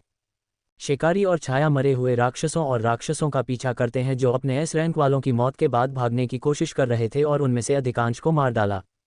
हालांकि ए जोड़ और ए रैंक के कुछ राक्षस सफलतापूर्वक भाग गए, लेकिन किसी ने उनकी परवाह नहीं की क्योंकि भागने वाले अधिकांश राक्षस गंभीर रूप से घायल थे। डेमियन की मौत के 1 घंटे बाद युद्ध के मैदान में केवल शिकारी और छाया मरे हुए ही बचे थे। सभी राक्षस या तो मर गए या भाग गए। सेबेस्टियन सहित सभी शिकारी अपने चेहरों पर चकित भाव के साथ युद्ध के मैदान को देख रहे थे। उन्हें अभी भी यह विश्वास करने में कठिनाई हो रही थी कि उन्होंने सभी राक्षसों को सफलतापूर्वक मार दिया है। हालांकि युद्ध के दौरान लगभग 3000 शिकारी मारे गए, लेकिन युद्ध के मैदान में मरने वाले राक्षसों की संख्या की तुलना में ये कुछ भी नहीं था। जबकि एस्ट्रेट सिटी के शिकारी अभी भी राक्षसों के शवों को चकित होकर देख रहे थे, रेवेनहर्स्ट सिटी में भी ऐसी ही घटना चल रही थी। एस्ट्रेट सिटी की तरह ही रेवेनहर्स्ट सिटी के बाहर का जंगल भी खून से लाल हो गया था। लेकिन एस्ट्रेट सिटी के जंगल के विपरीत जो राक्षसों और दानवों के खून से लाल हो गया था, रेवेनहर्स्ट सिटी का जंगल शिकारियों के खून से लाल हो गया था। 598 डेथ लिच एम्परर भाग 1। सिल्वरविन टाउन के बाहर एस्ट्रेट सिटी की लड़ाई के 2 दिन बाद राक्षसों के खून और मांस से भरी हुई भूमि सामान्य हो गई। इवान अभी भी जमीन से कुछ मीटर ऊपर मंडरा रहा था और भक्षण करने वाली बैलें जमीन पर बचे खून की आखिरी बूंदें चूस रही थीं। कुछ सेकंड बाद इवान ने एनर्जी डिवोरिंग स्किल को रद्द कर दिया और एक गहरी सांस ली। उसने अपने मोनाक कोर की प्रगति को देखा और संतुष्टि में अपना सिर हिलाया। 63% बुरा नहीं है। राक्षसों की मृत्यु के बाद बने पूरे रक्तपूल को अवशोषित करने के बाद उसका मोनाक कोर ए रैंक के 63% तक आगे बढ़ गया और अब एस रैंक के 1 कदम करीब था। उसने पूरे रक्तपूल को अवशोषित करने के बाद अपने शैडो अनडेड को छोड़ दिया और उन्हें उन राक्षसों के कोर को इकट्ठा करने का आदेश दिया जो पूरे स्थान पर बिखरे हुए थे। जब उसके छाया मरे हुए लोग कोर इकट्ठा कर रहे थे तो उसने अपने चारों ओर देखा और पाया कि पूरा सिल्वरविन टाउन खंडहर में बदल गया है। शहर में एक भी इमारत या घर ऐसा नहीं था जो अभी भी ठीक हो। सिल्वरविन टाउन के बाहर का जंगल भी पूरी तरह से अस्त व्यस्त था। जिस तरह से उसने अपने गुरुत्वाकर्षण हेरफेर कौशल का इस्तेमाल किया, उसके कारण कुछ 100 किलोमीटर के क्षेत्र में जमीन पूरी तरह से नष्ट हो गई। कई जगहों पर जमीन धंस गई और कई जगहों पर गहरी खायां बन गईं। पेड़ और चट्टानें पहले ही धूल में बदल चुकी थीं और कुछ 100 किलोमीटर के क्षेत्र में जीवन का कोई निशान नहीं था। आधे घंटे के बाद छाया मरे हुए लोगों ने क्षेत्र में बिखरे हुए राक्षसों के सभी कोर एकत्र किए। अपने छाया भंडारण के अंदर कोर को देखते हुए इवान ने उन चीज़ों के बारे में सोचा जो उसने अपने सपनों से सीखी थीं। इस बार अपने सपनों से उसने जाना कि अपने मोनाक कोर का उपयोग करके किसी कोर को अवशोषित करते समय वह कोर से केवल तभी कौशल प्राप्त कर सकता है जब वह जिस कोर को अवशोषित कर रहा है उसकी रैंक उसके मोनाक कोर की रैंक के समान या उससे अधिक हो। ये जानने के बाद जब इवान ने कोर को अवशोषित करने के बाद अब तक प्राप्त सभी कौशलों के बारे में सोचा तो उसने पाया कि यह पूरी तरह से सच था, क्योंकि उसने कभी भी अपने मोनाक कोर की रैंक से कम कोर से कौशल प्राप्त नहीं किया था। अब जबकि मेरा मोनाक कोर ए रैंक पर है, मुझे A rank, A plus rank या एस रैंक कोर को अवशोषित करना होगा यदि मैं कोर को अवशोषित करते समय कौशल प्राप्त करना चाहता हूं। इवान ने बड़बड़ाते हुए अपना सिर हिलाया।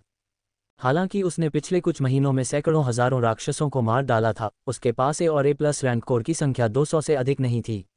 भले ही उसने अपने पास मौजूद सभी ए और ए प्लस रैंक कोर को अवशोषित कर लिया हो, फिर भी उसके पास कई कौशल प्राप्त करने की संभावना अधिक नहीं थी। चलो वापस चलते हैं और देखते हैं कि वहाँ क्या स्थिति है, इवान ने कहा और वहाँ से उड़ गया।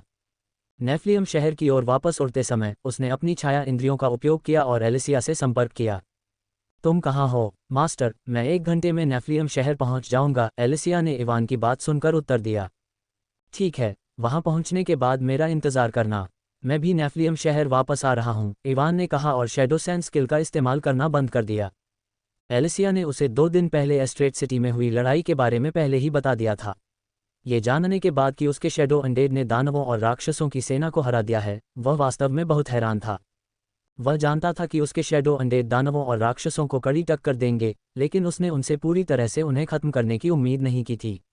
हालांकि वह समझता है कि वे जीतने में सक्षम होने का सबसे बड़ा कारण रक्त दानवों के खिलाफ उसके शैडो अनडेड का लाभ और हंटर्स द्वारा प्रदान की गई सहायता थी। इवान को अभी भी यह जानकर बहुत अच्छा लगा कि उसके शैडो अनडेड उसकी मदद के बिना इतनी बड़ी सेना के खिलाफ जीतने में सक्षम थे। लगता है कि मेरे शैडो अनडेड जितना मैंने सोचा था उससे कहीं ज्यादा शक्तिशाली हैं, इवान ने खुद से कहा और गुरुत्वाकर्षण हेरफेर कौशल का इस्तेमाल किया जो उसने एडम से लिया था। गुरुत्व हेरफेर कौशल का उपयोग करने के बाद उसने अपनी ऊर्जा नसों में मैना प्रवाह की बारीकी से निगरानी की। इवान सीखना चाहता था गुरुत्वाकर्षण हेरफेर कौशल ठीक उसी तरह जैसे उसने बर्फ भाला कौशल सीखा था, लेकिन गुरुत्वाकर्षण हेरफेर कौशल सीखना बर्फ भाला कौशल से हजारों गुना ज्यादा कठिन था। वह वर्तमान में ग्रोथ लिंक कौशल के प्रभाव के कारण गुरुत्वाकर्षण हेरफेर कौशल का उपयोग करने में सक्षम था, लेकिन अगर वह ग्रोथ लिंक कौशल के बिना गुरुत्वाकर्षण हेरफेर कौशल सीखना और उसका उपयोग करना चाहता था तो उसे आवश्यक ऊर्जा नसों के माध्यम से मैना को ठीक से चैनल करना होगा। उसने राक्षसों और राक्षसों के रक्त को अवशोषित करते हुए गुरुत्वाकर्षण हेरफेर कौशल के मैना प्रवाह का अध्ययन किया और देखा कि गुरुत्वाकर्षण हेरफेर कौशल सीखने के लिए उसे 50,000 से अधिक ऊर्जा नसों के माध्यम से मैना प्रवाह करना होगा। इस पूरी प्रक्रिया के दौरान अगर उसने एक भी गलती की तो उसकी ऊर्जा नसें नष्ट हो जाएंगी और उसे अपनी ऊर्जा नसों को ठीक करने के लिए डेथ ट्रांसफर कौशल का उपयोग करना होगा।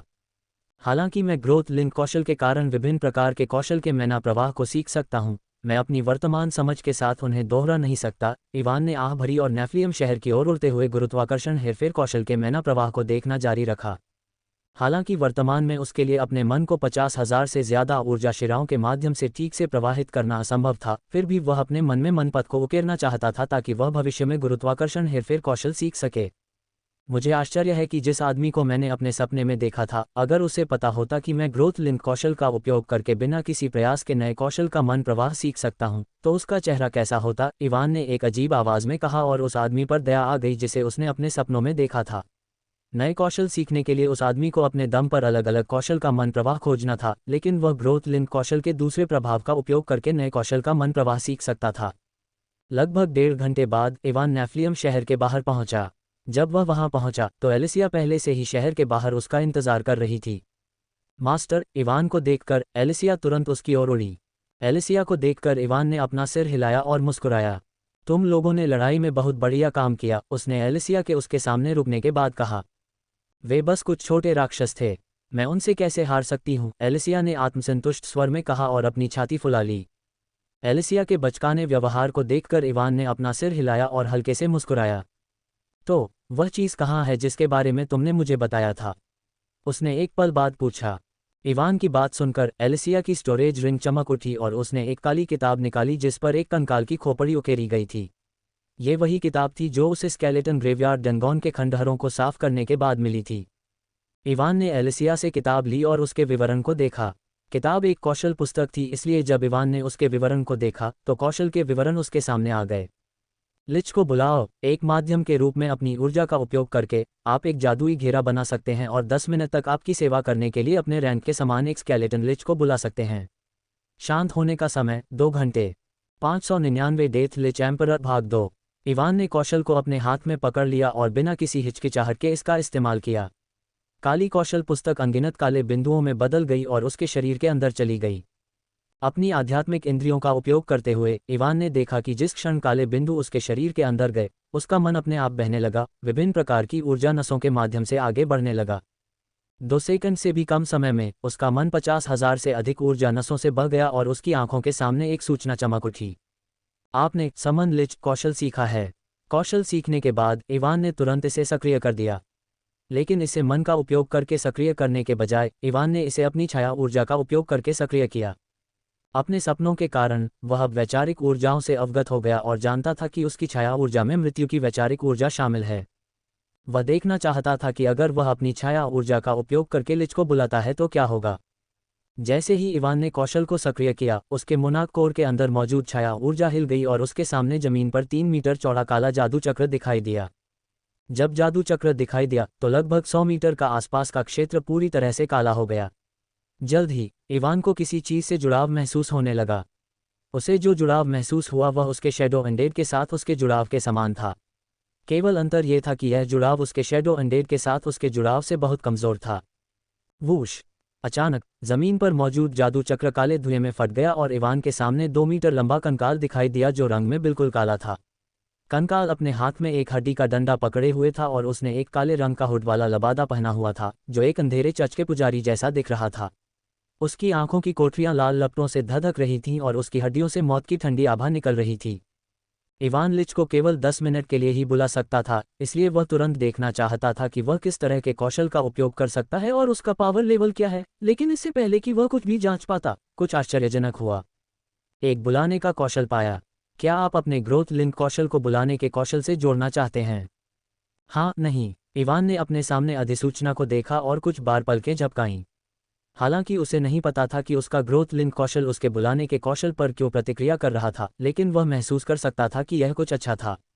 बिना किसी हिचकिचाहट के उसने हाथ चुना। जैसे ही इवान ने हाथ चुना, उसकी छाती पर विकास का रून चमक उठा। जैसे ही विकास का रून चमक उठा, इवान को लगा कि लिच के साथ उसका संबंध मजबूत होने लगा है। जल्द ही उसने देखा कि लिच की हड्डियों पर अलग अलग तरह की रूनिक रेखाएं दिखाई देने लगी हैं।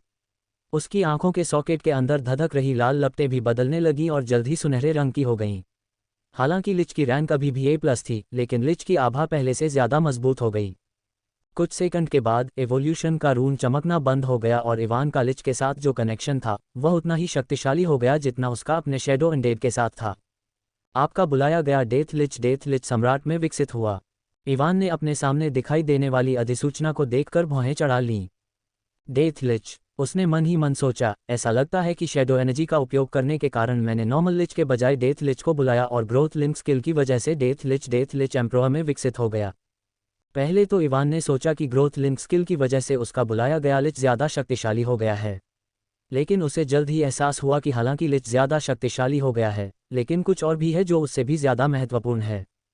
लिच के साथ अपने कनेक्शन से मैं महसूस कर सकता हूं कि 10 मिनट के बाद भी यह गायब नहीं होगा, इवान ने चकित स्वर में कहा, यह पुष्टि करने के बाद कि ग्रोथ लिंक कौशल के कारण लिच का 10 मिनट का समन समय गायब हो गया। उसने फिर से समन लिच कौशल के विवरण को देखा और पुष्टि की कि कौशल के विवरण में थोड़ा बदलाव आया है। अब लिच तब तक उसके साथ रह सकता है जब तक कि उसे कोई नष्ट न कर दे और इसके साथ ही कौशल का कूल डाउन समय भी गायब हो गया। अब वह अपने द्वारा समन किए गए लिच के नष्ट होते ही कौशल का फिर से उपयोग कर सकता है। ये लिच अब मूल रूप से मेरे शैडो अनडेड के समान है जो हर समय मेरे साथ रह सकता है और मैं इसे वापस बुला सकता हूं, भले ही इसे कोई नष्ट कर दे, इवान ने खुद से कहा और एक गहरी सांस ली। उसने ग्रोथ लिंक स्किल के दूसरे प्रभाव का उपयोग किया और उन स्किल्स को देखा जो उसके द्वारा बुलाए गए लिच के पास थे। क्योंकि लिच अब उसके ग्रोथ लिंक स्किल से जुड़ा हुआ था, इवान अपने ग्रोथ लिंक स्किल का उपयोग करके उसके स्किल्स का विवरण देख सकता था। कॉल ऑफ द एम्परर, अद्वितीय स्किल। डेथ लिच सम्राट अपनी सेवा में मरे हुए कंकालों की सेना को बुला सकता है। डेथ लिच सम्राट जितने मरे हुए कंकालों को बुला सकता है वह उसके रैंक पर निर्भर करता है। Call of the emperor skill के विवरण को पढ़ने के बाद इवान का दिल तेजी से धड़कने लगा। उसे यकीन नहीं था कि डेथ लिच सम्राट कितने कंकालों को बुला सकता है, लेकिन उसकी आंतरिक भावना उसे बता रही थी कि यह लिच उसके सबसे मजबूत ट्रम्प कार्ड में से एक बन सकता है। Call of the emperor skill की शक्ति की जांच करने से पहले इवान ने डेथ के अन्य स्किल्स को देखा। लिच सम्राट, और जितना अधिक वह देखता था उतना ही अधिक खुश महसूस करता था। मृत्यु की आभा। लिच मृत्यु की आभा बिखेरता है, जिससे उसके दुश्मनों के दिलों में डर और बेचैनी पैदा होती है। मृत्यु की आभा युद्ध में अपने विरोधियों के संकल्प को कमजोर कर सकती है।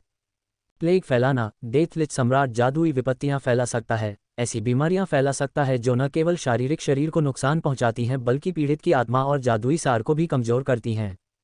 Elemental control. अद्वितीय कौशल। डेथ लिच सम्राट के पास 4 मूल तत्वों पर महारत है, जिससे वह विनाशकारी हमलों को अंजाम देने के लिए आग, बर्फ, हवा और पृथ्वी के तत्वों को बुला सकता है और नियंत्रित कर सकता है। जब इवान ने एलिमेंटल कंट्रोल कौशल देखा तो उसकी आंखें लगभग अपनी जेबों से बाहर निकल गईं। अगर यह कौशल वही है जो मैं सोच रहा हूं तो मैंने जैकपॉट मार लिया है, उसने अपनी उत्तेजना को शांत करने के लिए गहरी सांस लेते हुए कहा। लेकिन जब उसने अगले कौशल का नाम देखा तो उत्तेजना के कारण उसका दिल लगभग फट गया। बोन ड्रैगन को बुलाना। अद्वितीय कौशल। अध्याय 600 अस्थि उपचार का उपयोग करें। आप शुरू कर सकते हैं, निहिलिस। इवान ने डेथ लिच सम्राट की ओर देखते हुए कहा, जिसे उसने निहिलिस नाम दिया था। हाँ मास्टर। निहिलस ने पहले इवान की ओर झुककर उसे सुना और फिर अपनी अस्थि छड़ी को आकाश की ओर उठाया। उठो, परित्यक्तों की छाया, अपनी लंबी नींद से जागो और इस दुनिया पर मृत्यु की पुकार लाओ, निहिलस ने जोर से कहा और उसने जो अस्थि छड़ी आकाश की ओर उठाई, उससे एक काली आभा निकलने लगी। उसकी आंखों के गड्ढों में धधकती सुनहरी लपटें चमक उठीं और उसने अपनी छड़ी को जमीन पर पटक दिया। जैसे ही उसने अपनी छड़ी को पटक दिया, उससे निकलने वाली काली आभा जमीन के अंदर तक फैल गई। सम्राट की पुकार, निहिलस ने अधिकारपूर्ण स्वर में कहा और 3 किलोमीटर के क्षेत्र में जमीन हिलने लगी। हर जगह भयानक हंसी, दांतों के चटकने की आवाजें गूंजने लगीं। मृत्यु की आभा ने एक बड़े क्षेत्र को घेर लिया और जल्द ही एक के बाद एक कंकाल जमीन से बाहर निकलने लगे। इवान और एलिसिया ने अपने चेहरे पर विस्मयकारी भावों के साथ आकाश से इस भयानक दृश्य को देखा। निहिलस द्वारा बुलाए गए कंकाल काले रंग के थे और उनकी आंखों की कोठरियां लाल लपटों से धधक रही थीं। अपनी आध्यात्मिक इंद्रियों का उपयोग करते हुए इवान ने देखा कि वहां लगभग 6500 कंकाल थे। कंकालों में 3400 एफ और एफ जोड़ रैंक के कंकाल थे, 1750 ए और ए जोड़ रैंक के कंकाल थे, 825 डी और डी जोड़ रैंक के कंकाल थे, 350 सी और सी जोड़ रैंक के कंकाल थे, 150 बी और बी जोड़ रैंक के कंकाल थे, 20 ए रैंक के कंकाल थे और 5 ए प्लस रैंक के कंकाल थे। निहिलिस जितने कंकाल बुला सकता है वह मेरी सोच से कहीं ज्यादा है, इवान ने कंकालों की सेना को देखते हुए बड़बड़ाया। हालांकि इनमें से ज्यादातर कंकाल कम रैंक के हैं, फिर भी वे हमारी शक्ति को काफी बढ़ा देंगे, एलिसिया ने कहा। हमारी मौजूदा समस्या शैडो अनडेड की कम संख्या है। हालांकि हम बहुत शक्तिशाली हैं, लेकिन मास्टर की मदद के बिना हम हमेशा बड़ी सेनाओं के खिलाफ लड़ते समय खुद को नुकसान में पाते हैं। लेकिन इन कंकालों की मदद से हम उस समस्या को हल कर सकते हैं। एलिसिया की बात सुनकर इवान ने भी अपना सिर हिलाया। मिस स्पाइडर की लाइफ चेन स्किल की मदद से वे वाकई काफी उपयोगी बन जाएंगे। जल्द ही सभी कंकाल निहिलिस के सामने खड़े थे। नज़दीक से देखने पर इवान ने देखा कि सभी कंकाल एक सही संरचना में खड़े थे, जैसे कि वे किसी सेना के प्रशिक्षित सैनिक हों। इतना ही नहीं, सेना में कंकालों के अलग अलग समूह थे। कुछ के हाथ में ढाल और तलवार थी, कुछ के हाथ में धनुष था और कुछ के हाथ में डंडे थे। ये स्पष्ट था कि सेना में विभिन्न प्रकार के कंकाल थे। ये सभी कंकाल अच्छे हैं, लेकिन इवान ने कहा और निहिलिस की ओर सिर हिलाया। मैं सबसे शक्तिशाली मरे हुए को देखना चाहता हूं जिसे निहिलिस बुला सकता है। इवान को अपनी ओर सिर हिलाते देख निहिलिस की हड्डी की छड़ी एक बार फिर काली रोशनी से चमक उठी। निहिलिस के पीछे की जगह फट गई और एक विशाल पोर्टल जो मौत की आभा छोड़ रहा था उसके पीछे खुल गया। दहाड़। पूरे इलाके में एक ड्रैगन की दहाड़ गूंज उठी और पोर्टल के अंदर 2 गहरी लाल आंखें खुल गईं। निहिलस द्वारा बुलाए गए कंकालों की हड्डियां हिलने लगी, क्योंकि जैसे ही पोर्टल उसके पीछे खुला एक शक्तिशाली आभा ने आसपास के इलाके को घेर लिया। जल्द ही पोर्टल से 30 मीटर बड़ा एक हड्डी वाला ड्रैगन बाहर आया। हड्डी वाला ड्रैगन पश्चिमी ड्रैगन जैसा था और उसके चारों ओर की आभा एक एस रैंक के राक्षस की थी। ड्रैगन की हड्डियां काले रंग की थीं और उसके पूरे शरीर पर सुनहरी रूनिक रेखाएं थीं। ड्रैगन की लाल धधकती आंखों की कोठरियां अहंकार से भरी हुई थीं और वह वर्चस्व की आभा बिखेर रहा था। हालांकि बोन ड्रैगन एस रैंक पर था, लेकिन उसकी आभा को महसूस करके इवान बता सकता था कि वह बिना किसी परेशानी के 2 या 3 सामान्य एस रैंक के राक्षसों से आसानी से लड़ सकता है। दहाड़। पोर्टल से बाहर आने के बाद बोन ड्रैगन एक बार फिर जोर से दहाड़ा और निहिलिस के पीछे खड़ा होकर अपनी गहरी लाल आंखों से कंकाल सेना को देखने लगा। अचानक बोन ड्रैगन ने इवान और एलिसिया को देखा और उसकी आंखें शत्रुता और तिरस्कार से जल उठीं। ये कमीना। एलिसिया को ये देखकर गुस्सा आया कि कैसे बोन ड्रैगन इवान को देख रहा था और वह उसकी ओर उड़ने ही वाला था, लेकिन इवान ने उसे रोक दिया। चिंता मत करो, दूसरों को नीचा देखना इन छिपकलियों की स्वाभाविक आदत है।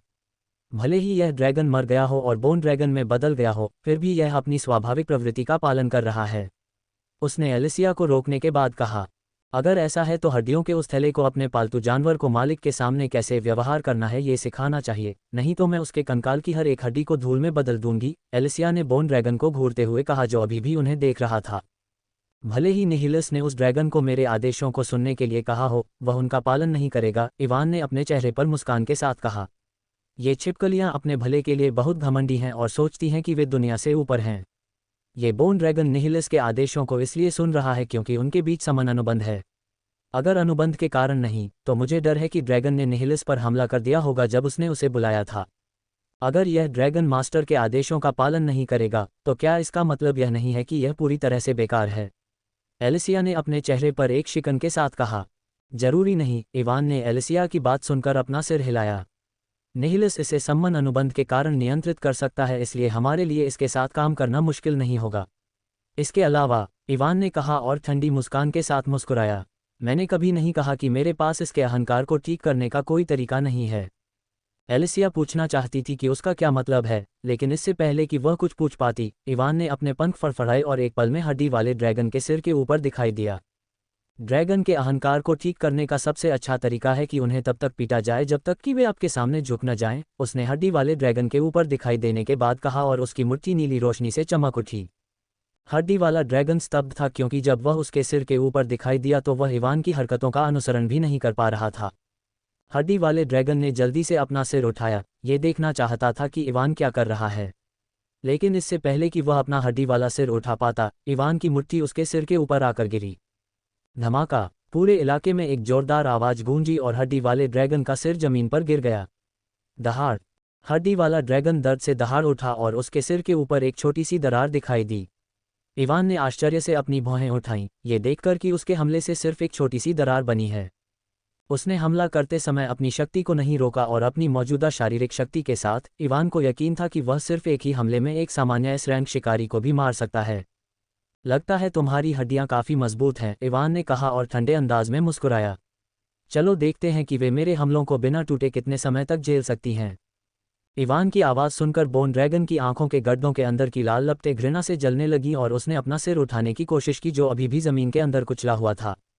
लेकिन बोन ड्रैगन के सिर उठाने से पहले उसके ऊपर मंडरा रहे इवान ने उसके सिर के ऊपर अपना पैर थपथपाया। जैसे ही इवान ने उसके सिर के ऊपर अपना पैर थपथपाया, बोन ड्रैगन के शरीर पर अकल्पनीय मात्रा में गुरुत्वाकर्षण दबाव छा गया। दहाड़! ड्रैगन डर से भरी आवाज़ में दहाड़ने लगा और उसके हड्डियों के जोड़ उच्च गुरुत्वाकर्षण दबाव के कारण टूटने लगे। Crack crack! जब उसकी हड्डियों के जोड़ टूट रहे थे, इवान ने अपनी मुट्ठी उठाई और उसी जगह पर हमला किया जहां उसने पहले हमला किया था। धमाका! दहाड़! हड्डी वाला ड्रैगन दर्द से दहाड़ने लगा और उसके सिर के ऊपर की दरार बढ़ गई। क्रैक! गुरुत्वाकर्षण के दबाव में उसके सिर के ऊपर की दरार उसके पूरे शरीर में फैलने लगी। जब इवान ने देखा कि ड्रैगन का शरीर टूट रहा है और उसकी हड्डियों के जोड़ टूटने के कगार पर हैं, तो उसने अपने गुरुत्वाकर्षण हेरफेर कौशल का उपयोग करना बंद कर दिया। जब हड्डी वाले ड्रैगन के चारों ओर गुरुत्वाकर्षण गायब हो गया, तो उसने धीरे से अपना सिर उठाया और इवान को घृणा भरी आंखों से देखा। तुम्हारे पास अभी भी थोड़ा अहंकार बचा है, हो, इवान ने कहा और निहिलस को देखा। अपनी हड्डी के उपचार का उपयोग करो, मैं इसे पूरी तरह से तोड़ना नहीं चाहता। इवान की बात सुनकर निहिलस ने अपनी खोपड़ी से अदृश्य पसीना पोंछा और अपनी छड़ी को बोन ड्रैगन की ओर तान दिया। उसने कभी नहीं सोचा था कि उसका नया मालिक उसके पालतू जानवर को इस तरह से पीटेगा। अपनी छड़ी को बोन ड्रैगन की ओर तानने के बाद निहिलस ने अपने एक कौशल, बोन हीलिंग, को सक्रिय किया। उसकी छड़ी से एक काली आभा निकली और ड्रैगन के शरीर के अंदर रिस गई। जैसे ही काली आभा उसके शरीर के अंदर गई, ड्रैगन की हड्डियां ठीक होने लगीं। बस कुछ ही मिनटों में बोन ड्रैगन सामान्य हो गया। सामान्य होने के बाद बोन ड्रैगन इवान पर हमला करना चाहता था, लेकिन हमला करने से पहले उसका शरीर एक बार फिर गुरुत्वाकर्षण दबाव से जमीन पर दब गया। सुनो जैकिस, अगर तुम नहीं चाहते कि मैं तुम्हें बार बार तोड़ूं जब तक कि तुम्हें अपनी दादी का नाम याद ना आ जाए, तो मेरे सामने झुक जाओ, इवान ने कहा और ड्रैगन के सिर को जमीन पर दबाने के बाद उसके सिर के ऊपर बैठ गया। बोन ड्रैगन ने इवान को कोई जवाब नहीं दिया और बस उसे नफरत भरी आंखों से देखता रहा। ड्रैगन को अपनी ओर देखते देख इवान ने अपना सिर हिलाया। देखते हैं तुम अपना यह अहंकार कब तक बनाए रख सकते हो। धमाका, दहाड़, ड्रैगन एक बार फिर दर्द से चिल्लाया क्योंकि उसका सिर एक बार फिर जमीन पर पटक दिया गया था। क्या तुम हार मानने वाले हो? धमाका, दहाड़, हड्डी के उपचार का उपयोग करें। धमाका, दहाड़, अभी भी चाहते हो कि मैं जारी रखूं? धमाका, हड्डी के उपचार। नेहिलस ने ड्रैगन की टूटी हड्डियों को ठीक करने के लिए हर कुछ सेकंड में हड्डी के उपचार का उपयोग करना जारी रखा। एलिसिया ने अपने चेहरे पर चकित भाव के साथ दृश्य को देखा। ड्रैगन को मिल रही मार को देखकर उसे भी उस पर दया आने लगी। 20 मिनट बाद हड्डी का ड्रैगन इवान के सामने आज्ञाकारी भाव के साथ झुक रहा था। उसकी हड्डी की पूंछ बाएं और दाएं घूम रही थी और वह हड्डी के ड्रैगन के बजाय एक विशाल पिल्ला जैसा लग रहा था। तुम्हें ये पहले ही कर लेना चाहिए था, इवान ने ड्रैगन की आज्ञाकारी मुद्रा देखकर चेहरे पर मुस्कुराहट के साथ कहा और एक बार फिर उसके सिर के ऊपर बैठ गया। इवान के उसके सिर के ऊपर बैठने के बाद बोन ड्रैगन ने अपना सिर उठाया और उसके आदेश का इंतजार करने लगा। ड्रैगन को पिल्ला बनते देख एलिसिया इवान की ओर उड़ती हुई आई और इवान के पास बैठ गई। जब एलिसिया उसके सिर पर बैठी तो बोन ड्रैगन उसे फेंकना चाहता था, लेकिन इवान की वजह से कुछ करने की हिम्मत नहीं जुटा पाया। मास्टर, अब हम क्या करने जा रहे हैं? एलिसिया ने उसके पास बैठने के बाद पूछा। अब हम इंतजार करने जा रहे हैं। रुको, एलिसिया ने उलझन भरी आवाज में पूछा। इवान ने उसे कुछ नहीं समझाया और ड्रैगन के सिर के ऊपर बैठे बैठे ही अपनी आंखें बंद कर लीं। जब एलिसिया ने इवान को अपनी आंखें बंद करते देखा तो उसने कुछ नहीं पूछा। करीब 1 घंटे बाद इवान ने अचानक अपनी आंखें खोली और दूर की ओर देखा। जब एलिसिया ने देखा कि इवान कहीं और देख रहा है तो उसने उसकी निगाह का अनुसरण किया और उसी दिशा में देखने लगी। पहले तो उसे उस दिशा में कुछ भी दिखाई नहीं दिया, लेकिन जल्द ही उसने देखा कि हजारों लोग उनकी ओर आ रहे हैं। जब एलिसिया ने इतने सारे लोगों को अपनी ओर आते देखा तो उसने अपनी आंखें सिकोड़ लीं। लेकिन जल्द ही उसकी संकुचित आंखें चौड़ी हो गईं क्योंकि उसने देखा कि उनकी ओर आ रहे हजारों लोग वास्तव में राक्षस थे और उनका नेतृत्व करने वाला व्यक्ति वास्तव में एलुसिया था।